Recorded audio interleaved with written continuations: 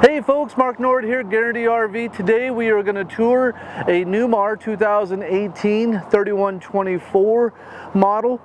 Great little coach here. Come on inside. We'll take a look at the inside floor plan. This is a full slide unit. Got a great open plan. We'll turn this radio down real quick. As you come in, love this coach. Again, we've got a lot of room through this coach. Great floor plan, sofa, booth. Nice big bedroom back here with a king size bed. It's one of the few shorter ones that actually features a king size bed. We got a nice big old pantry in here as well. Pull out cabinets and drawers.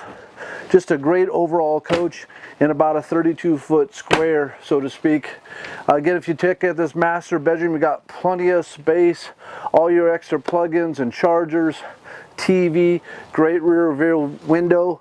Gives you an opportunity to get some light in this thing. And as you can see, this coach is light and bright all the way through. Again, we're looking at a great Newmar, high quality vehicle. Nice bath, and check out this kitchen. Nice double fridge, big countertops, lots of cooking space, convection oven. Just an overall fantastic RV. Come on outside and take a quick view of the outside of this. A couple features that we like.